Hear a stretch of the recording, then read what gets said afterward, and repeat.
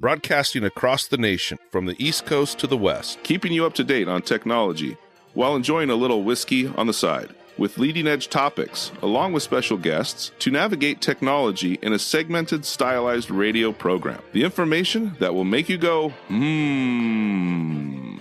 Pull up a seat, raise a glass with our hosts as we spend the next hour talking about technology for the common person. Welcome to TechTime Radio with Nathan Mumm.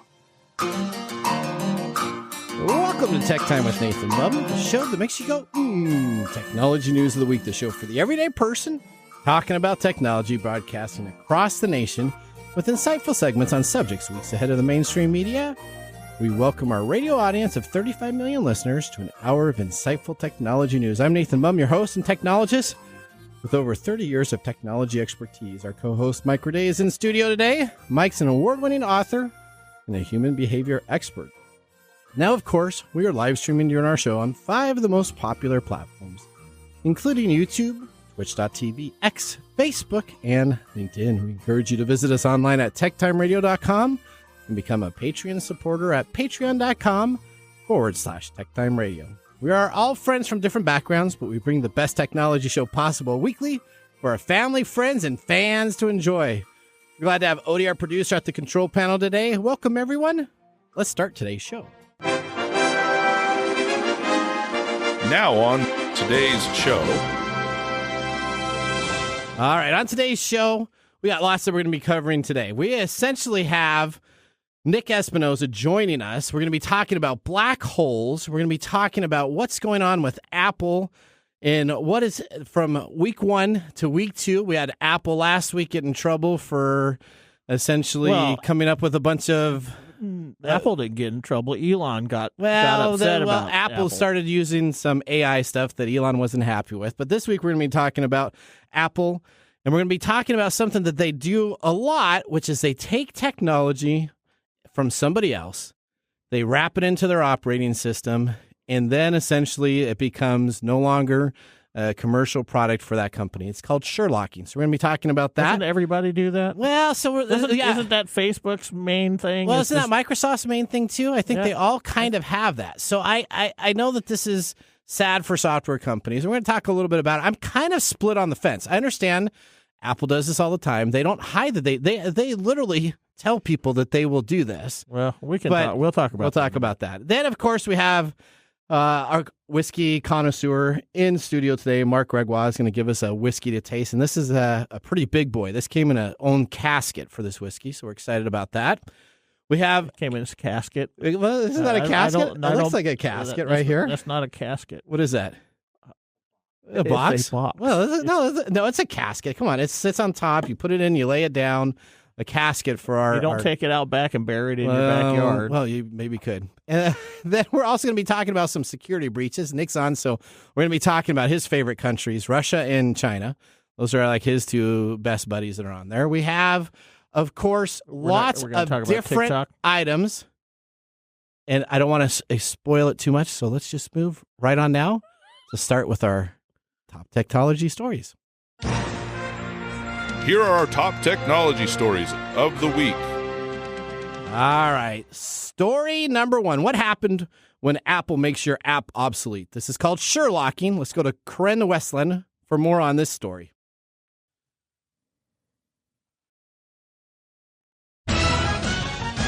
Apple has long faced complaints of Sherlocking, the practice of taking a good idea and putting it into its operating system. Sherlocking dates back to the 1990s. When Apple introduced a desktop search tool called Sherlock, similar to another third-party desktop search program known as Watson. Since then, the term has stuck. Tape-a-Call is one of the most popular call recording apps, with millions of users paying a monthly fee to capture a phone conversation with the click of a button. But now a part of Apple's new operating system, iOS 18, this transcription service will be for free and seamlessly integrated into phone calls on the iPhone. This will also be able to access back-end code that Tape-a-Call, as a third-party app, does not have access to. Is this a fair practice? That is something that will make you go, All right, so let's talk about this. Does it really make you go, Well, it kind of does. So Tape-a-Call's annual subscription, they have 1 million users, is $79.99. So times that by 1 million, that's a pretty good chunk of change, right? Tapicals essentially is game over on what's happening from Apple because Apple is providing everything that Tapical does. Now, Tapical is a software where you can load on your phone, and if you're on a conversation with somebody, you're supposed to let them know and announce that you're taping their call, but it's not essentially that. Essentially, they are listening to the conversation. You have it then to retrieve it at another time, have that taken care of. Apple's developers are essentially coming up with a way where they're just putting that in to the iPhone iOS System 18.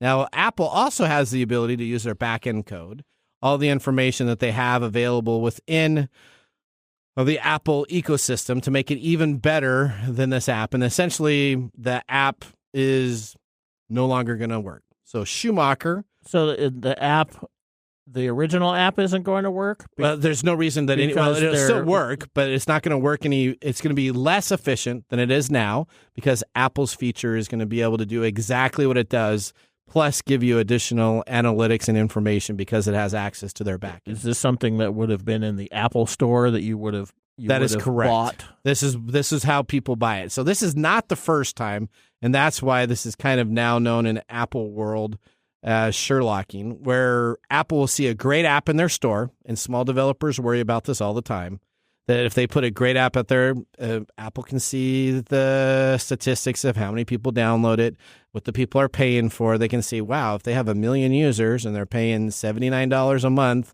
or $79 a year to use this service, that's a lot of money that they're making. Maybe we should incorporate that in. Then the app developer essentially has nothing they can do because if they complain to Apple, then Apple will delist them from their store. If you say, hey, Apple, I think you're stealing my information, then they'll delist you. So as a small web developer or an app developer, you have to worry about this happening all the time. This is not the first time, second time. Apple technically just looks around, sails around the ocean, finds things that they like, and then pirates it.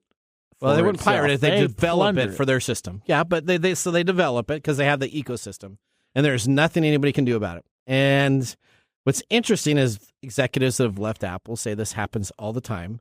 Mm-hmm. Steve Jobs famously said he's always will always be shameless about stealing great ideas.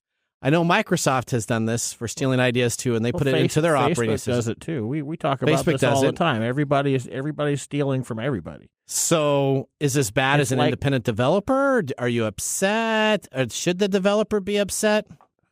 I think they should be. Because I think instead of creating something that blasts that out of the water, they could offer to buy that system from that company. Okay. Remember Massimo? We talked about it earlier last year. They had to stop the sales of the iPhone because it had the regulator with the blood pressure in there. Mm-hmm. I mean, that's another company that had a third-party application that they're working on. Apple goes in and hires 2 of their top executives. All of a sudden develops the same information. Is what greedy corporations do, right? They find a way to get what they want, and then they manipulate the system to get it. So is Apple any worse than Microsoft or Facebook? I don't think anyone's worse than other, but they certainly they take this stuff. We all know that businesses exist to make money. Yeah, a business is nothing more than a money generator for the people that own the business. Right. And if you can get away with something that may be unethical, most people probably would. Okay. And the tech industry is the Wild West. It is. And so, this is not something that I think should surprise anybody. Is it concerning? Yeah, it's concerning. Because if you're trying to make it in the tech world and you've got this little idea and this little app and you put it on their website and suddenly they look at it and go, oh, we like that, they can just steal it and put it into the code. Put you out of work. Yeah, that's what happened. Without thought. But, YouTube can do that at any time too. So yep. And so we broadcast on YouTube. They can choose to shut us down at any time, and all the work and effort. Then, in fact, I think we did a story about a guy that happened. YouTuber that I talked with a technologist today. He's going to be on our show coming on up. He's lives over in France. He goes between France and London, and it's really interesting. I can't wait to have him on. Also, he is starting a coalition of when like these small companies, so this happens specifically about this, a small company gets breached by a larger company where some type of recourse is available in a legal system with legal attorneys and besides the standard attorneys specifically designed for, I made a product, I made an intellectual property product, I made something that was a technology product and it got taken care of, and he's trying to build a whole firm about just suing the big boys when they take these small companies out. Yeah, well, we'll see. This is the same problem that we're having all over the tech industry with laws being so far behind the development of all this tech that they can't do anything. So, That is correct. All right, story number 2. Odie, you're up. Did you know that on average, teens in the U.S. are spending nearly 5 hours on social media every single day? So explain that to me. I saw that stat too. Yeah. How's that 5 hours? it's called doom scrolling. What is? So of those 5 hours, Yeah. 3 of the those who spend 3 or more hours a day on social 3 media hours have double the risk of mental health problems like depression and anxiety. Okay. So because of this, the Surgeon General of the U.S. is having a call to action to our lawmakers and to encourage legislation that puts on a warning label to our social media platforms, just like tobacco. Is it going to for be the a youth. sticker that's on your phone? So I kind of you missed last night. I went off on this subject when we talked about this. I was going to talk about this. Okay. How good does that surgeon warning do when you're buying a cigarette and it has this thing on there? It doesn't work. Well, Okay. There's plenty. Well, I didn't really dig into the research, but Okay. I dug into the research enough to see that it has an effect on behavior change in a very limited short term, but Okay. it doesn't have lasting behavior So change. the article does state that from the data that we have, quote, the data that we have from the experience, particularly from tobacco labels, shows us that these can be actually effective in increasing awareness and in changing behavior, but they need to be coupled with real life changes like the platforms themselves. Yeah, that's kind of what they do increase awareness and they can change things. The research that I said that it affected 52% of tobacco users basically cutting down on tobacco for 7 days.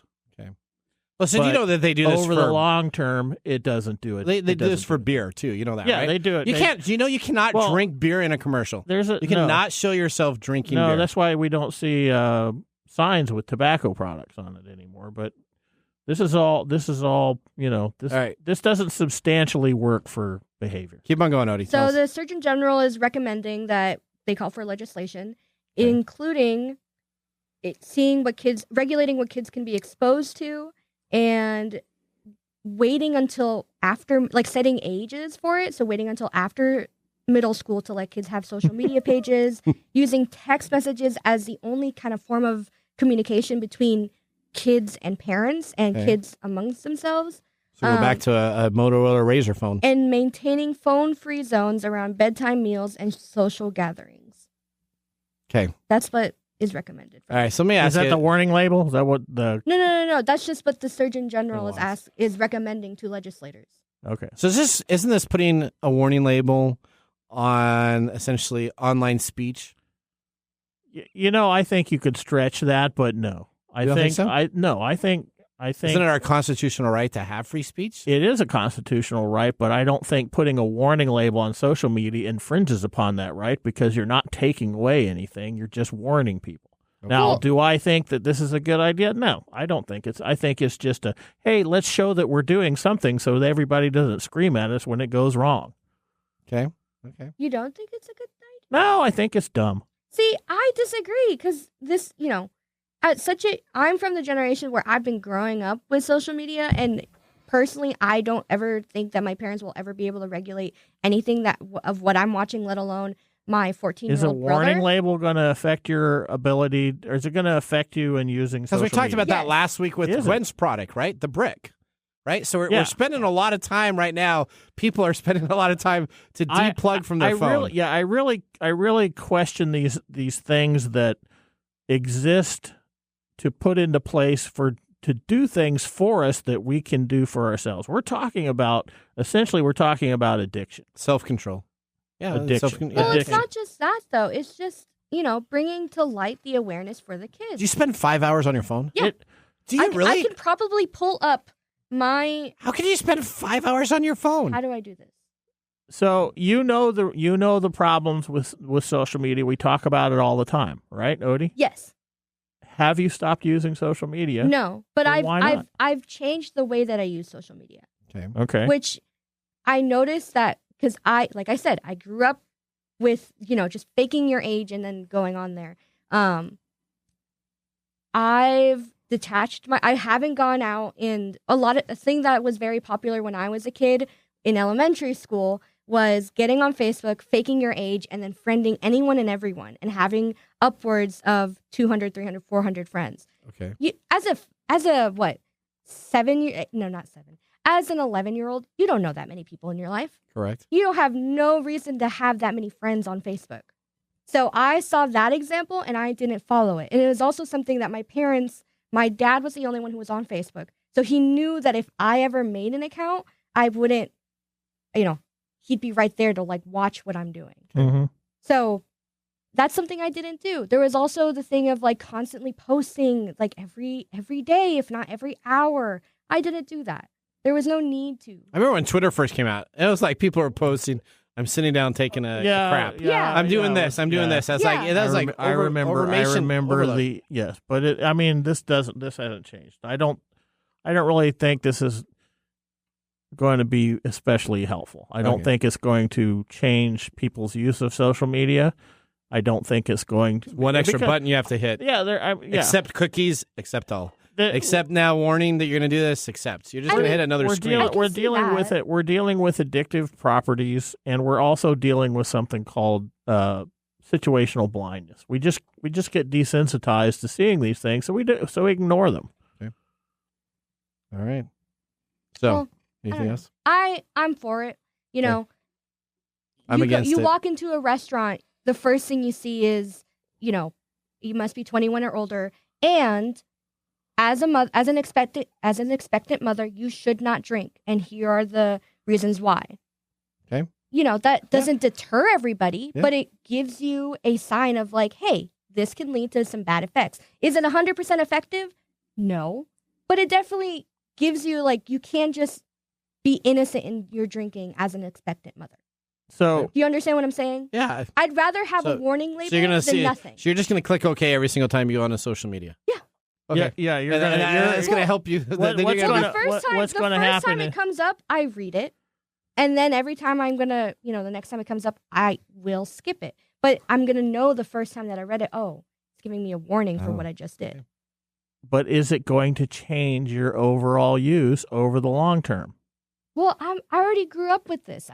Probably not. It'll lower from 5 hours to 4.6. Yeah, maybe. I mean, so it's to be like, I didn't want to hit that one. The tobacco or the government uses this sort of thing to talk about how tobacco usage has dropped to like 24% or some kind of percentage. But yeah, there's so many. But if you look at how vaping happens, vaping is risen higher than smoking. Yeah. And so now it's just replacing. It seems to me like a useless thing to do. Okay. Well, not useless though. Story number 3. You got a story number 3 for us? Well, yeah, we're going to talk about black holes. Okay. Do you know anything about black holes? I do not know anything about black holes. Did you know that most galaxies have a supermassive black hole at the center? No. Okay, well, they do. And astronomers just witnessed a whole galaxy turn on the lights in real time, which means that a supermassive black hole in a galaxy labeled SDSS 1335 plus 0728 is waking up. Okay. And that is something nobody expected to see. Okay. So what does that mean? That it's waking up? What it means when a black hole is waking up, it means it has something to eat. Okay. So it has dust or matter that it's consuming, and when it does, it starts emitting energy. Like starships and Like starships? Yeah, it emits starships. well, I mean, like it sucks in starships, right? Yeah. Or in like real life, Yeah, like in stars Nathan and Land, moons. in Nathan Land, it sucks in starships. In Okay. the science fiction worlds, yes. Okay. Anyway, this thing apparently has been dormant for quite a while, Okay. and then suddenly, this forgettable space neighborhood, which is about 300 million light years away, threw the lights on. That happened nearly 5 years ago. Okay. And are we just now seeing it because of the delay in time or something? The delay in time, yes. And what that means is that this black hole turned on 300 million light years. Okay. 300 million years ago, and now we're just starting to see Now we it. can see it. Yep. Astronomers believe they just bore witness to a supermassive black hole waking up. Previously, no one had seen one that was arousing as it was happening. Okay. Imagine you've been observing a distant galaxy for years, and it's always been calm and inactive. And then suddenly, its core starts showing dramatic changes in brightness, unlike typical events that have been seen before. So this is what happens when it starts eating stuff. It starts throwing off energy, which includes light and other forms of radiation. So black holes are some of the most inscrutable phenomenon in the universe. They don't have surfaces like a planet or a star. Okay. Instead, they have they have a boundary called the event horizon, and that's not the movie. I was going to say, there's Not a movie the that I saw. Yeah, that, not the movie. That was an okay movie.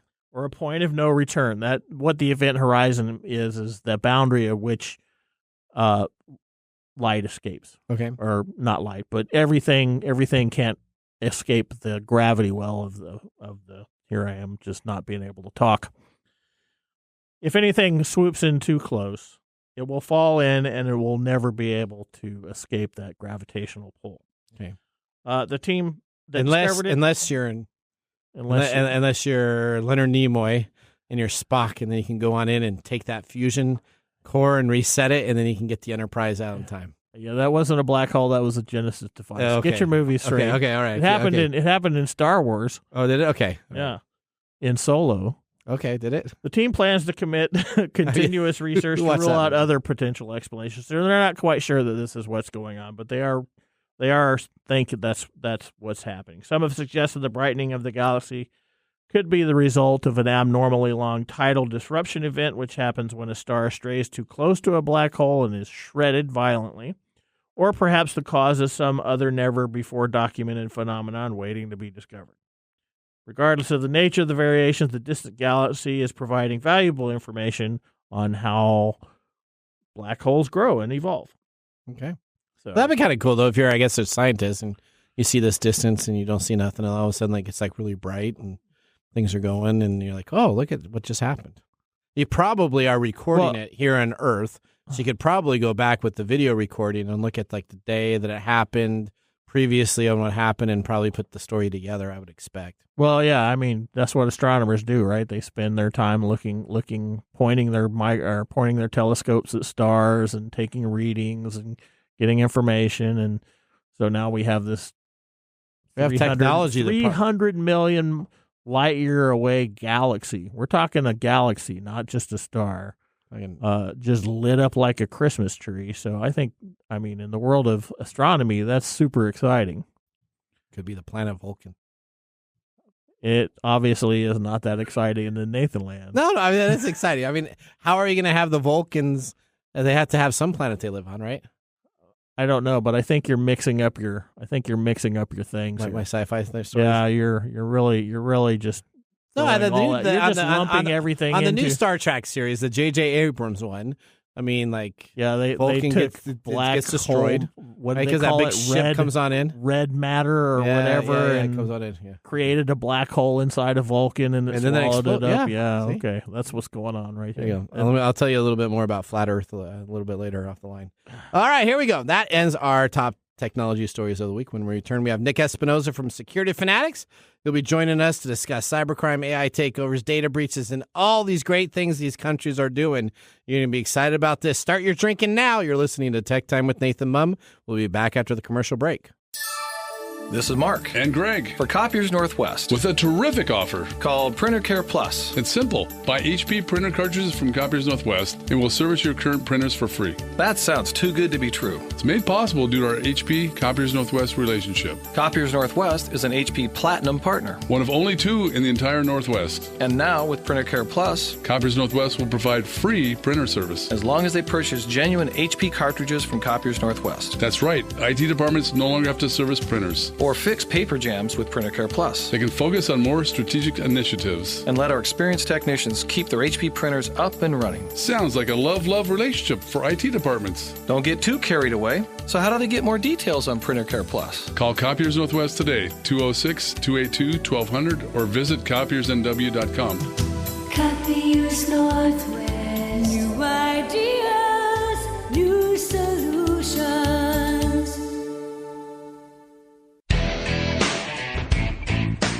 Well, welcome back to Tech Time with Nathan Mumm. Our show covers the top technology subjects without any political agenda. We verify the facts, and we do it with a sense of humor in less than 60 minutes, and of course, with a little whiskey on the side. Today, Marc Gregoire, whiskey connoisseur, is in studio. Marc, what are we tasting today? Well, gentlemen, it's a mouthful today. It's Angel's Envy. This is a 2022 cask strength bourbon whiskey finished in port barrel wine. Oh, finished in port barrel wine. Or what does that mean? Port wine barrels. Port wine barrels. Okay, what does that mean? That means they finish it in port wine barrels. Well, that means that they take... That means you got to wait for the mumble to explain it. Okay. All right. Well, tell me a little bit more about this. Well, let's say from Angel's Envy's website, made from some of the most distinctive barrels in their rickhouse, aged for up to 14 additional months in port wine casks. It's one of our most popular and critical acclaimed whiskey collections. The 2022 release has notes of apple, caramel, brown sugar.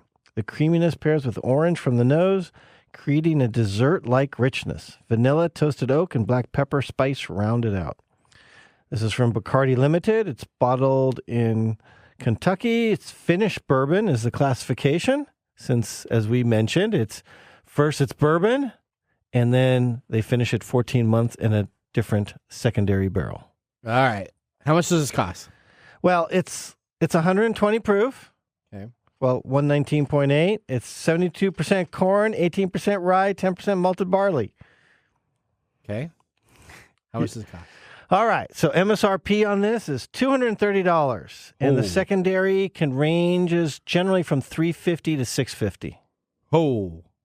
And yeah, that's not the poor Mumm family Yeah, that's had not like a $100 just drinking poor Mark's sampling that. Just sampling. Well, luckily, I got this for under MSRP. Okay, all right. This is really good stuff. And it's not going to be on Nathan's shelf. This is on my top shelf. Top Because shelf. it has, as we'll see in the next segment, it has a very pretty box that comes in. It does. I called it the coffin. A coffin. Yeah, well, it looks kind of like a coffin. You lay it to rest in there. You know, when I look at that, I'm not sure how you come to that conclusion, but you know, hey.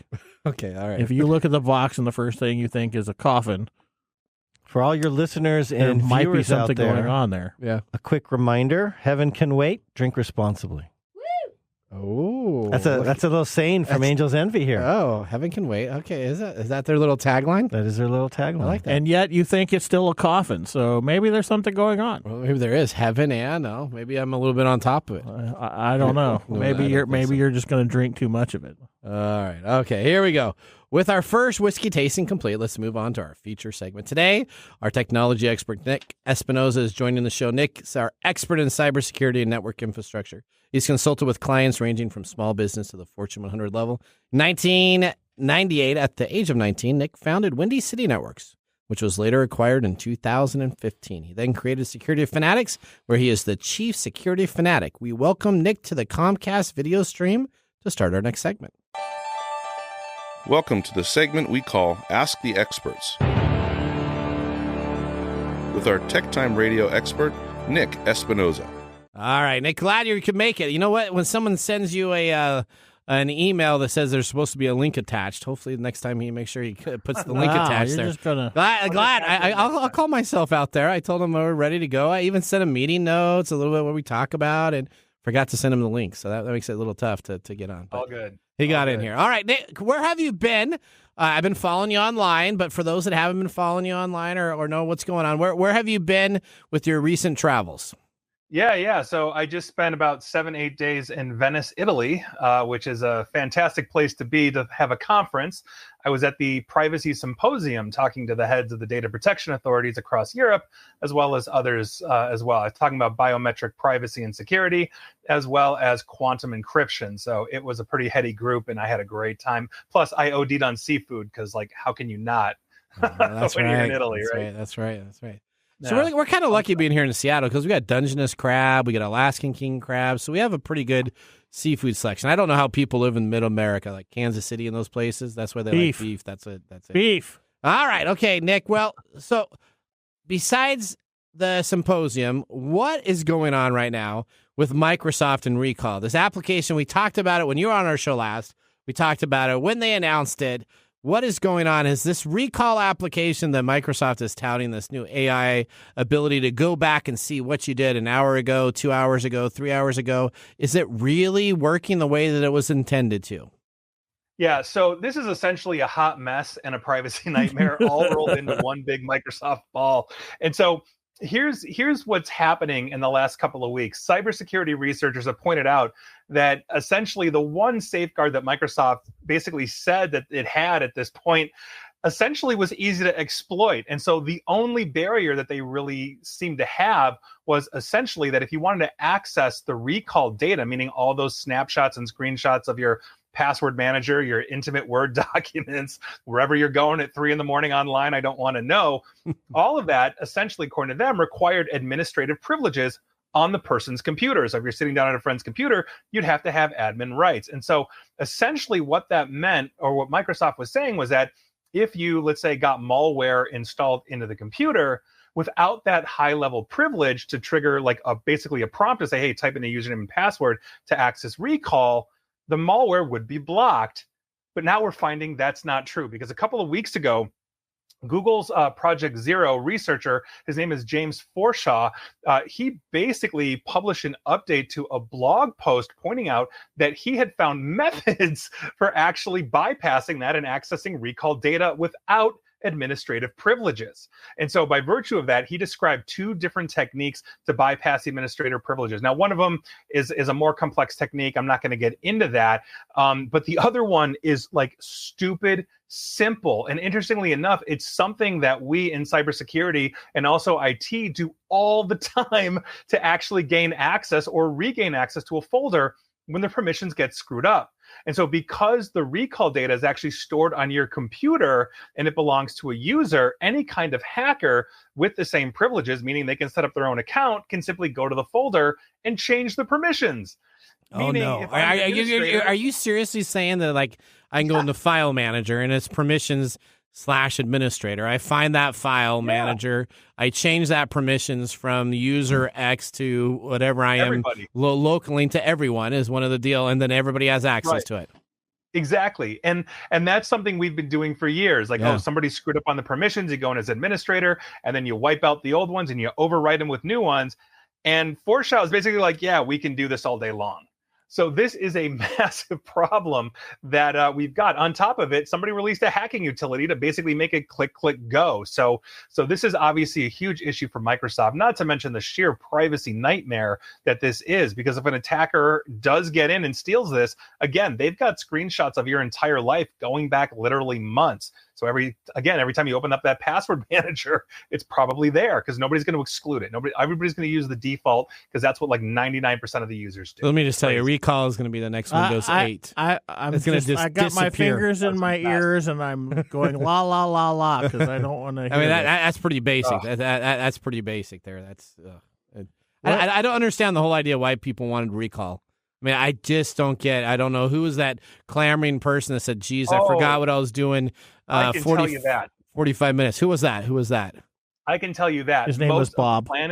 most of the planet that does not understand privacy and the violation that this potentially is. I mean, think about it. Let's say you're into cooking, okay, whatever you're into, underwater basket weaving. But let's say cooking, and you say, what was that recipe for that baking, that cake, or that steak recipe, or whatever it is, and you can go into the index and type in like steak recipe, and boom, Recall will find it for you. It'll pull it up, and you're like, oh yeah, like 72 days ago you opened up this website and looked at this recipe, and now it's at your fingertips. And so you don't have to remember the 8,000 websites you've been to. It does it for you. That's a really convenient feature. It's just wildly insecure from what we're now learning. So it's absolutely nuts. But most people will use it. And then what'll happen is they'll set it and forget it, not think about this, and it'll become integrated into their lives. And so if Microsoft decides to pull the plug on it, there'll be an uproar. But it's a huge problem. It really is. So is Microsoft doing anything to fix this mess? Or so as far as we know, yes, because as soon as they hear about these things, they're going to fix it. But again, this is a cat and mouse game in cybersecurity. Somebody hacks in and innovates around the security solution. It gets figured out, defenses are created, and then somebody innovates around it again. This is literally since the beginning of time, since siege warfare or before, right? You build a castle wall, somebody builds a trebuchet, and here we are. So this is going to be a nonstop issue that we've got. And the only encryption they say is on BitLocker, which is absolutely useless when the computer is turned on. Yeah. It's only when the computer is off. If it's stolen, you're good. But if you're online and get hit and somebody installs something illegal, you're in trouble. Now, okay, so one more question for the uninformed of us. Mm-hmm. Is this something that Microsoft would have known about? Meaning they could have taken steps to create more security? Right. So understand the position that Microsoft and Google and Facebook and all the big platforms are in, including Apple. They have to balance the security standards with the usability. So, for example, when you sign up for Facebook, why do they not immediately force you to do multi-factor authentication? Because it would turn off a significant portion of the user community. So they make it as easy as possible for you to sign up, in the same way that Microsoft is essentially catering to that lowest common denominator in this sense. Now, that said, Facebook, for example, gives you more advanced security options if you know where to go, if you're interested in actually securing your Facebook. And so in that vein, Microsoft will continue to develop security controls that, one, will constantly be innovated around. So they're constantly updating these things. And two, they're not going to be on by default. Again, they're trying to integrate this into your life as the next evolution of artificial intelligence, memory, and usability for a computer. So why on earth would they make you jump through hoops to start using it? Okay. Well, you know what? Let's move on to our next subject. Let's switch to Amazon. You excited about this? We've been really quiet on the AI front. I'm sure they must be doing really well on that. Or maybe they're doing a little too well. We have an issue coming up here with Russia and facial recognition technology. Nick, can you get the listeners up to speed on what's going on here?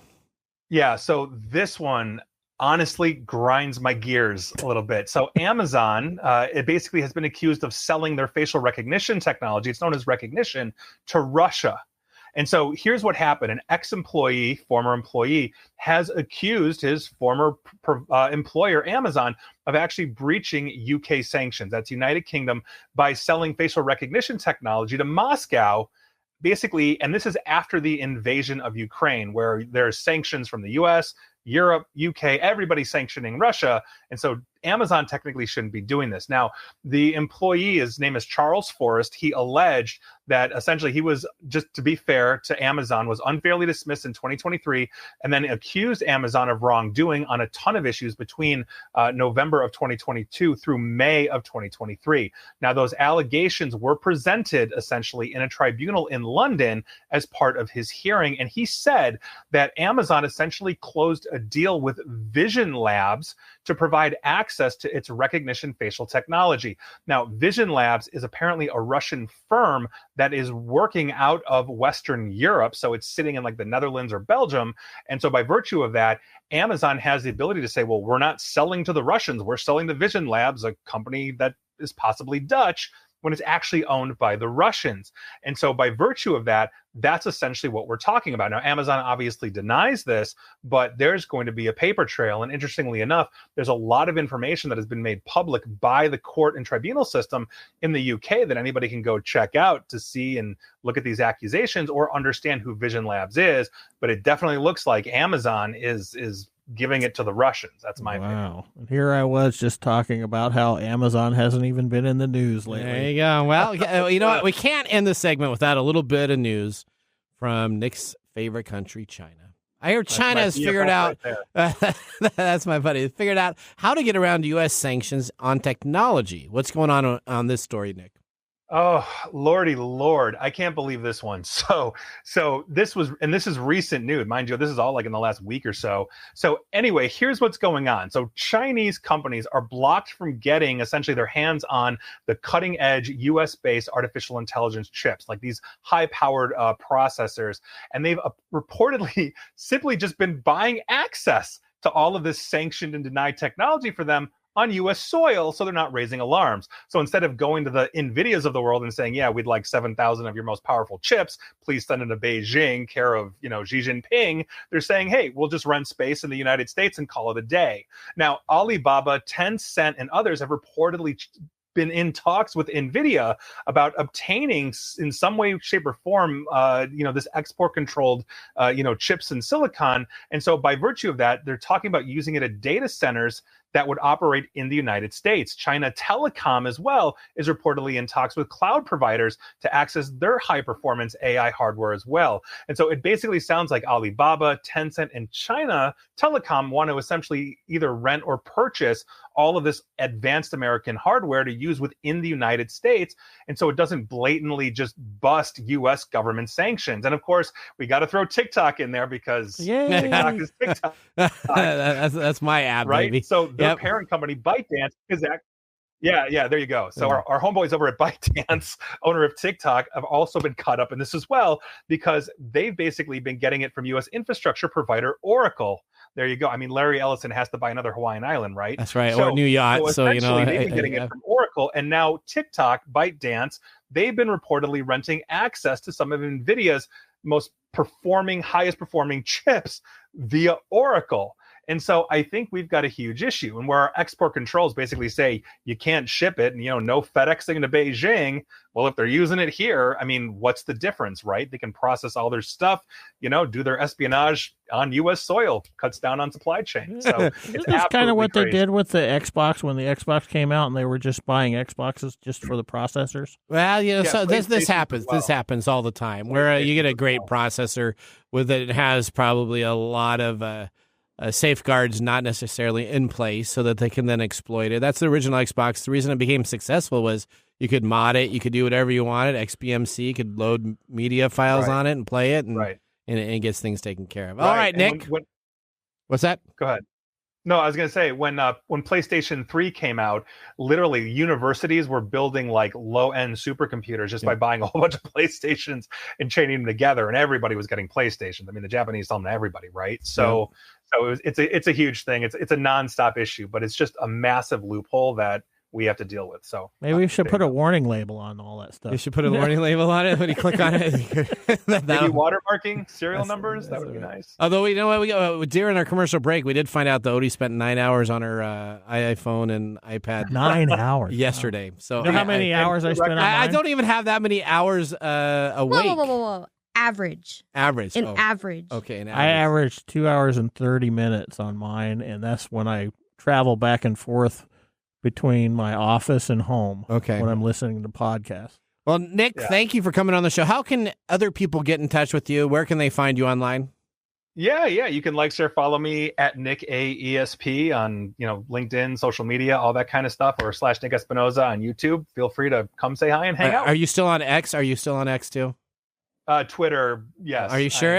They changed it to x.com now. You can't go to twitter.com anymore, right? Well, still fair enough, but to be fair, I only post on X the angriest things I have to say that day. So okay. Thanks, Nick. Kind of like Elon. All I right. always love having Nick around. I just hate listening to what he has to say. That's all right. All right. Well, that ends our Ask the Expert with Nick Espinosa. Up next, we have This Week in Technology. So now would be a great time to enjoy a little whiskey on the side, as I will be doing so during the break. You're listening to Tech Time Radio with Nathan Mumm. See you in a few minutes. Join the fun and grab tickets to GeekFest West, the 3-day Geek Festival extravaganza of fun and entertainment that will take place on the third weekend in July. Learn more at geekfest.com. GeekFest will feature diverse activities, including a film festival, vendor hall, street fair, outdoor music festival, cosmic cosplay, and video game tournaments. Join us at GeekFest West, the ultimate celebration of geek culture. To learn more, visit geekfest.com. That is geekfest.com. And now, let's look back at this week in technology. All right, we're going back to June 17th, 1997. The DES was cracked. A group of users organized on the internet cracked the data encryption standard, the strongest legally exportable encryption software in the United States, to the point after only 5 months of work where it had been compromised. The United States at the same time banned the export of stronger encryption software out of fear that it would be easy for terrorists to break into. The companies designed software claiming such restrictions were worthless because of foreign countries didn't have such strong programs. The U.S. eventually relaxed certain restrictions, but to this day still claim to have the authority over encryption technologies under the Commerce case. Now the DES is dead, but we now have the AES, which supersides the DES, which was published by NIST in 2001. So what this is an encryption code that the United States government came out with originally. They said this is the maximum security encryption we need. No one will be able to break into it. It was 56 characters at the time. This is going to be the best. And what happened is a bunch of people got it together. This is early days, 1997. Yeah. This is early internet days. Yeah. So it wasn't even very organized. You had to be on a bulletin board service to hear about this and another one. And they essentially cracked it in the matter of 5 months of coming on out. And then what they did is they went back into it and figured that they could do it within 22 hours and 15 minutes. Yeah. And Nick, that's why Nick's talking about quantum encryption. That's right. Well, that was This Week in Technology. If you ever wanted to watch some Tech Time history with over 200 weekly broadcasts spanning 5 years of video, podcasts, and blog information, you can visit us at techtimeradio.com to watch our older shows. We're going to take a commercial break. When we return, we have the Mark Mumble Whiskey Review. See you after the break. Hello, my name is Arthur, and my life's work is connecting people with coffee. Story Coffee is a small batch specialty coffee company that uses technology to connect people to each product resource, which allows farmers to unlock their economic freedom. Try our Medium Roast Founder Series coffee, which is an exotic bourbon variety that is smooth, fresh, and elegant at storycoffee.com. That's STORI coffee.com. Today you can get your first bag free when you subscribe at storycoffee.com with code TechTime. That's STORI coffee.com. The segment we've been waiting all week for, Mark's Whiskey Mumble.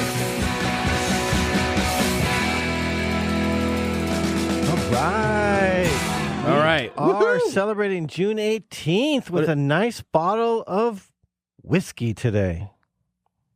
What is today? June 18th? I have no idea. What's June 18th? It's the day before You want June a hint? 19th. What's the hint? Special on Prada, special on Gucci, special on Balenciaga. Special on Prada. Get your money clip. Get your credit cards ready. For today is National Splurge Day. National Splurge Day. Okay. Thank you, Odie, for Little Pump over there. Lil Pump. R.I.P. Oh, no. Little Pump. Yeah. Was that Little Pump? Lil Pump. Okay. L-I-L. L-I-L? Lil. L-I-L Pump. Okay.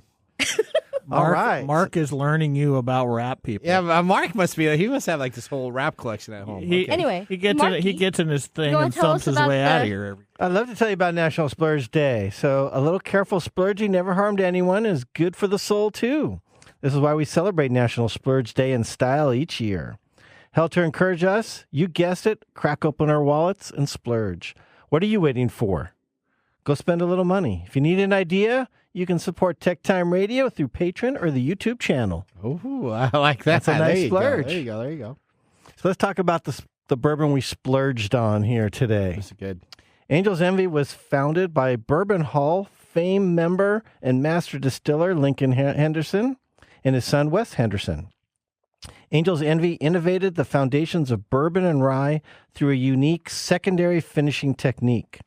By maturing the whiskey in charred oak barrels and transferring it to a secondary finishing cask, they crafted a distinct blend of refined complexity with inviting flavor profile. During the aging process, the 5% of spirit lost each year is known as the Angel Share. After tasting this finished whiskey, Lincoln Henderson joked that he had finally struck a better deal than the Angels. And so, Angel's Envy was born. Now, I'm generally not a finished bourbon person. The regular offering of this at the lower proof I find too sweet with a slight off-putting flavor. This expression is a whole nother level. When I tried this at a bar, I knew I wanted it on my shelf. The cask strength expression holds up to the finish in port wine barrels with the best of both worlds coming through. It's pretty good. It's pretty damn good. It's really good. Yes, it is. It is very good. Did you please? Is damn okay to say? Yeah. Okay. All right. Pretty damn good. Damn. All right. Okay. Well, you know what? Just like whiskey and technology are such a great pairing, just like going out in the summer playing in the creek, followed by a little swimmer's itch. Did you ever do that as a kid? What are you talking Those about? are two good pairings. Oh, all right. Swimmer's itch? Yeah, you remember swimmer's itch and you go play in the thing? No, not with this good I didn't bourbon. have the same childhood you All right, did. let's prepare for our technology fail of the week. We are out of time. Congratulations. You're a failure. Oh. I failed, did I? Yes. Did I? Yes. Did I? Yes. All right, well, this week's failure comes to us from the 1839 Awards Color Photography Contest in the subject of AI category. After an image of a headless flamingo placed on the international competition for AI-generated photography, its creator revealed his secret to success. The photo was real. Artist Mile Ashtray, that's his name, snapped the image in Aruba after waking up at the break of dawn to visit a beach populated by flamingos. When he captured one of the birds, contouring its long neck to scratch itself with its beak, the resulting image resembled a ball of pink feathers on legs. Ashtray made... Astray. That's Miles Astray. Miles, is that Ashtray or Astray? Astray. Astray? Miles Astray. It's a pseudonym. Okay. Made a Miles minimum adjustments to the photo. He didn't process the image only to correct whatever the camera didn't capture naturally. And he essentially tells Forbes Leslie Katz that he likes to show the world as it is. The flamingo did not look real because of the angle. It appeared to be headless. Such descriptions as wonky autonomy have been trademark of AI-generated images. After examining the photo, Astray had an idea. He submitted the image to the 1984 Color Photography Contest, judged by jurors from Christie, Getty Image, and New York Times, and other high-profile organizations in the AI category. Now, the question is, though, it's unknown if Miles will have to return the award as the AI competition is pink with envy. Dun, dun, dun. That would be green, not pink. Okay, it would be green. Well, the pink is for the pink flamingo. Do you get it? Do you think he needs to return his award? Well, I don't know. It's an AI-generated contest. You submit. So this is going to be happening for years to come. Are we going to know the difference between AI-generated and real photography? I'm kind of at the point where I don't really care. If it's AI-generated and it's got 7 fingers, that's kind of funny. I just laugh at it and say, okay, somebody's going to put a 7-finger character in something. I get it. But I don't think... I don't know what his intent was to do. Was he trying to say that AI-generated... So he had a weird picture. Was he trying to say that weird picture generated enough interest? He might have been saying that truth is stranger than fiction. Okay. And that could be the truth of what was going on there. Should he return the award? Yeah, because it wasn't AI generated. Okay. Well, there you go. All right. He didn't win it authentically. You can go and find it online right now if you go to take a look at Mingone, Amingone, for essentially the photograph that was there. All right. Well, you know what? Looks like we're coming to our end of our show. We're going to need to move into our pick of the day whiskey tasting. And now our pick of the day for our whiskey tastings. Let's see what bubbles to the top.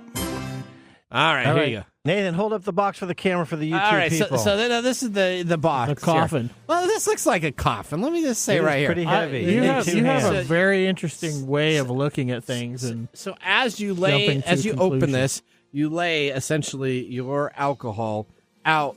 And look at that right there. That looks like a It looks casket. like a display box. No, it looks like a casket. Beautiful wings on the backside. All right, Angel's Envy 2022 cast strength bourbon whiskey finish in port wine barrels. That's a casket. Thumbs up, thumbs down. Oh, definitely a thumbs up. I mean, this stuff is great. Mike? I Oh, can't I give believe it a that you thumbs up. offered to give me the bottle on the way home. I appreciate that very much. So thank you. I must have been drunk when I said that. That's all right. Well, everybody, we enjoyed having you on the show as much as hopefully you enjoyed listening to us. Remember, the technology of tomorrow starts with the technology of today. See you next week. What happened to your old one? Bye-bye. Thanks for joining us on TechTime Radio. We hope that you had a chance to have that moment today in technology. The fun doesn't stop there. We recommend that you go to techtimeradio.com and join our fan list for the most important aspect of staying connected and winning some really great monthly prizes. We also have a few other ways to stay connected, including subscribing to our podcast on any podcast service, from Apple to Google and everything in between. We're also on YouTube, so check us out on youtube.com/techtimeradio, all one word. We hope you enjoyed the show as much as we did making it for you. From all of us at TechTime Radio, remember, Mumm's the word. Have a safe and fantastic week.